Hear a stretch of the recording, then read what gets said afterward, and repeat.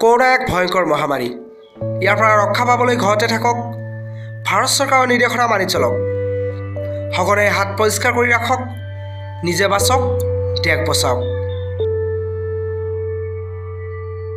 মহামাৰীৰ ৰূপ ধাৰণ কৰিছে কৰোনা ভাইৰাছ, যাৰ বাবে যোৱা ৰাতি প্ৰধানমন্ত্ৰী নৰেন্দ্ৰ মোদী ডাঙৰীয়াই 21 দিনৰ বাবে গোটেই ভাৰতবৰ্ষত লকডাউনৰ ঘোষণা কৰিছে। আৰু ইয়াৰ মাজতে ভাৰতবাসীৰ যাতে কোনো ধৰণৰ অসুবিধা নহয় তাৰ বাবে বিভিন্ন পদক্ষেপ হাতত লৈছে কেন্দ্ৰীয় চৰকাৰে।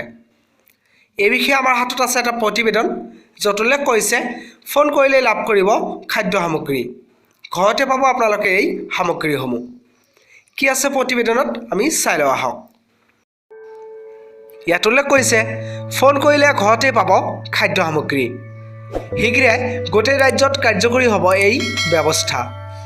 সামগ্ৰীৰ যোগান অব্যাহত ৰাখিবৰ বাবে শীঘ্ৰে এটা হেল্পলাইন নম্বৰ মুকলি কৰাৰ নিৰ্দেশ দিয়া হৈছে।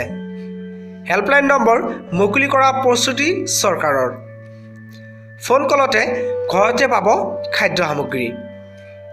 অত্যাৱশ্যকীয় খাদ্য সামগ্ৰীৰ যোগানত যাতে কোনো ধৰণৰ সমস্যা নহয় তাৰ বাবে কেন্দ্ৰীয় গৃহ মন্ত্ৰালয়ে সকলো ৰাজ্য আৰু কেন্দ্ৰীয় শাসিত অঞ্চলৰ মুখ্য সচিব আৰু ডিজিপিলৈ পত্ৰ লিখিছে।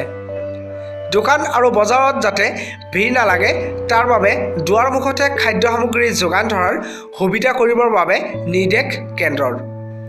ইয়াৰ মাজতে দিল্লী আৰক্ষীয়ে মুকলি কৰিছে এটা হেল্পলাইন নম্বৰ।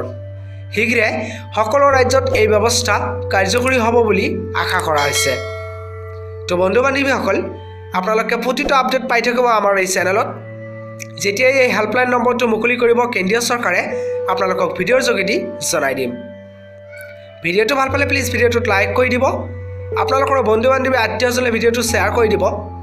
নতুন বন্ধু বান্ধৱীলৈ ৰিকুৱেষ্ট, যদি এতিয়ালৈকে চেনেলটোক ছাবস্ক্ৰাইব কৰা নাই তেতিয়াহ'লে ছাবস্ক্ৰাইব কৰি ল'ব। ভিডিঅ'টো সম্পূৰ্ণকৈ চোৱাৰ বাবে আপোনালোকক অশেষ ধন্যবাদ জ্ঞাপন কৰিছোঁ। আন এটা নতুন ভিডিঅ' এতিয়া আপোনালোকৰ লগত পুনৰ লগ পোৱাৰ আশাৰে ইয়াতে বিদায় লৈছোঁ। বাই বাই, টেক কেয়াৰ, জয় অসম।